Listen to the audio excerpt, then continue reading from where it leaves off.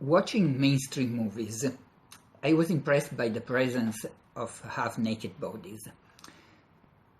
I don't speak of movies for adults, but of mainstream movies for teenagers. Western mainstream movies are generally meant to gather the largest audience, composed by young people, families, adults, without restrictions. Usually the feminine character is very young and sexually attractive. Her image usually highlights her secondary and tertiary sexual characters. It means red lips, breast in evidence, and sexy clothes, and so on. This is a conventional and foreseeable representation, but in this conventional representation, the feminine character is usually not supposed to openly show her naked body. So the body is, on one side, hypersexualized, but the skimpy clothes do not allow its nakedness. Even if it would be justified by the events. For example, Lilu, the feminine main character of The Fifth Element. Lilu is cloned, and as soon as she is cloned, she appears in her white bikini designed by Jean-Paul Gaultier.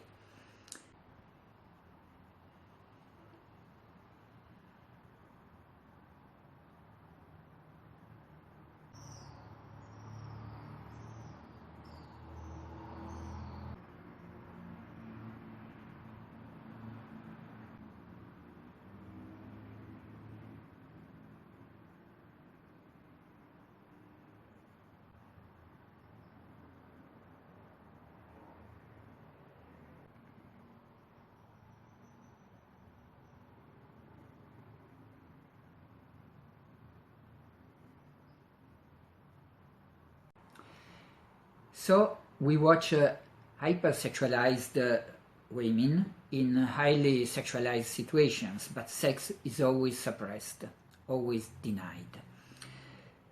The half-naked body is used to entice desire, not to give a real representation of the human being.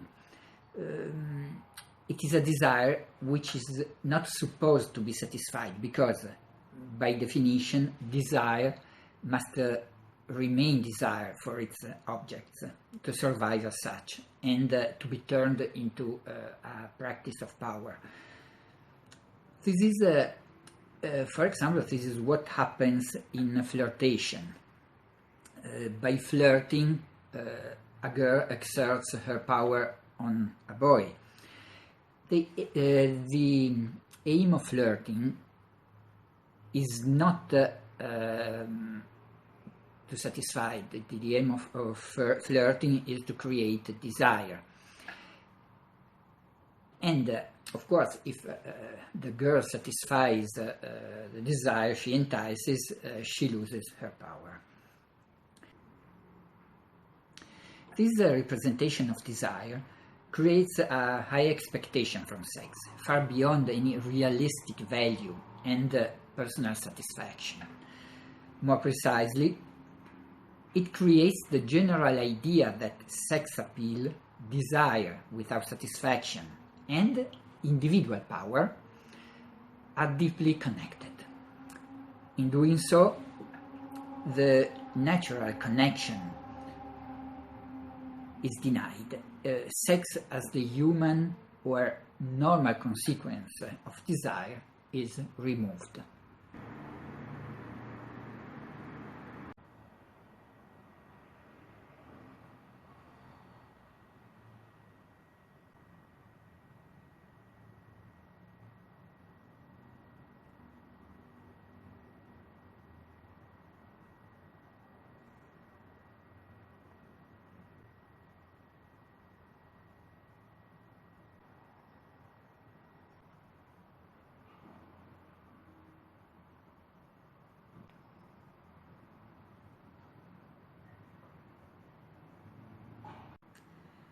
In this way, the hypersexualization of movie characters provides a general dissatisfaction for the body and a sexual dissatisfaction in the relationship between man and woman. This generalized feeling of dissatisfaction and of frustration justifies, or better, creates a need for transgression. Actually, by exerting her sex appeal, it seems that the feminine character is suggesting a transgression which fits with our need for satisfaction. But, in fact, before that, she is suggesting a law she is supposed to break. She is suggesting a prohibition she is supposed to transgress. A transgressive behavior is usually associated to a character who exerts her individual power through her sex appeal. Actually, the half-naked feminine characters of many mainstream movies do not present their nakedness. They do not present the nakedness of their bodies, but rather the idea of prohibition.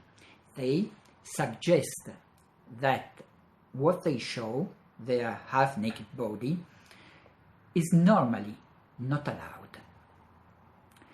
The prohibition is a condition of transgression, but in fact, in their behavior there is no real transgression. It seems that Laureline, the feminine character of Valerian, is transgressing the rules. She drives a spaceship and she's half naked. Her nakedness has an emancipatory power, an emancipatory meaning, but actually she transgresses the rules in the way every teenager can do it. Laureline is not presenting herself as naked. She is wearing a bikini. Nevertheless, she is presenting herself as transgressing a prohibition. She is acting out of the rules, but actually she proposes a codified transgression of codified rules. As Slavoj Žižek put it, the law itself relies on its inherent transgression. The movie shows how the prescribed transgression is imposed by the system.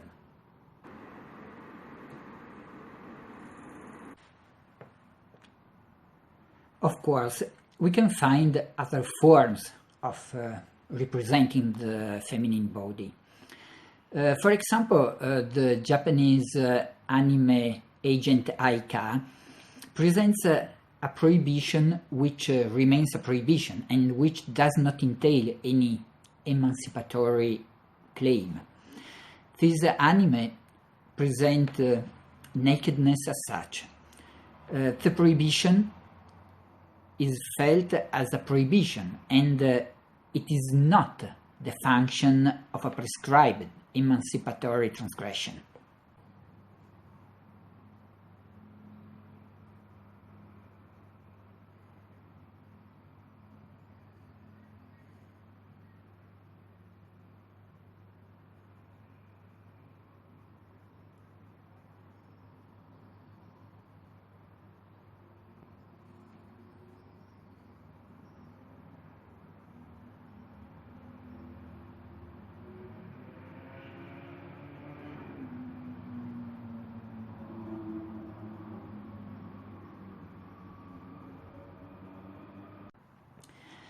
Interestingly, the percentage of naked skin in Agent Aika is lesser than the one presented in Valerian. Nevertheless, Agent Aika is considered pornographic, and Valerian is deemed as a show for the whole family. Actually, the body is not only a univocal instrument of desire. In many non-Western movies, we see that the feminine body is represented with its human ambiguities and possibilities related to the elements of our actual life. The feminine body reveals its undefined and undecided essence. It entices desire, but at the same time, it allows other meanings and experiences. The audience feels that the body cannot express all aspects and facets of the character's existence. It becomes an object of desire, but also an object, for example, of trade, power, love, wonder, amazement, fear, and so on.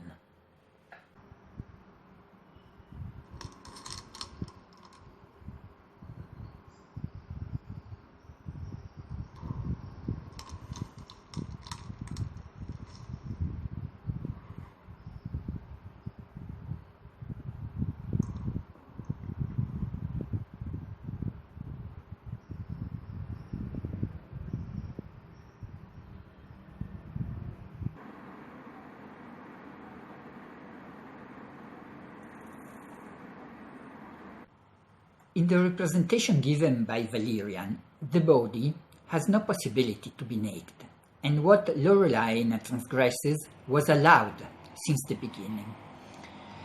Along with the suppression of the body and what is beyond it, the Western culture industry prescribes the transgression of an empty prohibition as a strategy of individual emancipation. But this transgression is an empty transgression, as Slavoj Žižek put it, in our postmodern culture, transgression is the law. On the one hand, in the conventional representation of the feminine body in the Western culture industry, we find two codified meanings, the one of prohibition and the other concerning the breaking of the given prohibition, which are two faces of the same coin.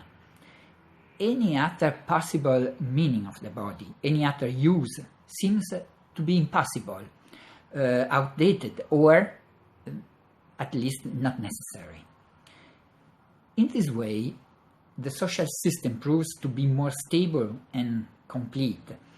It grants not only limits and rules, but transgressions too, both combined in the same package. On the other hand, the Japanese anime Agent Aika shows that there is a prohibition and does not impose any individual emancipatory transgression.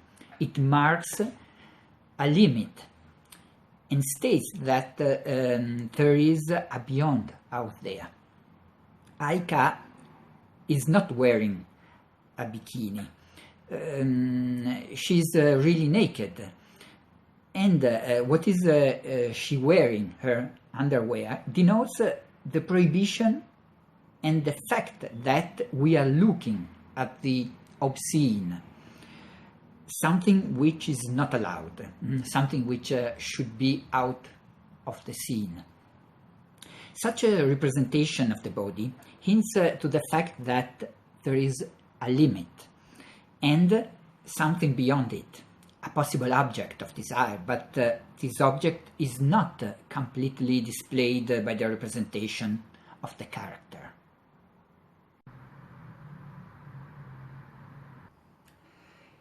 In Valerian, as well as in many other mainstream movies, transgressing the prohibition is offered as a form of individual freedom and self-affirmation, emancipation, autonomy, and individual power.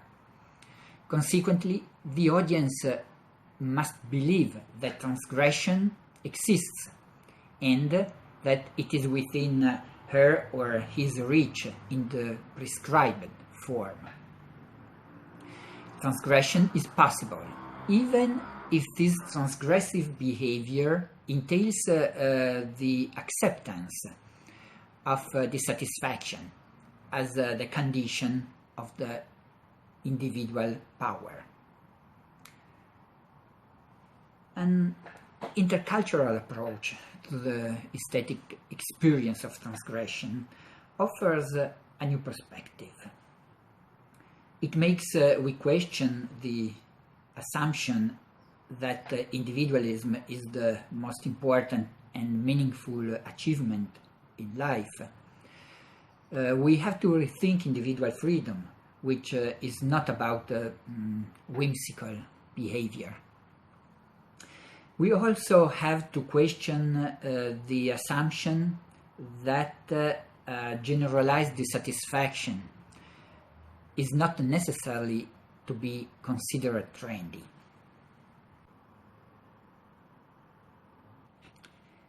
Above all, we have to consider that transgression is nothing but the changeable content given to desire in order to make it palpable.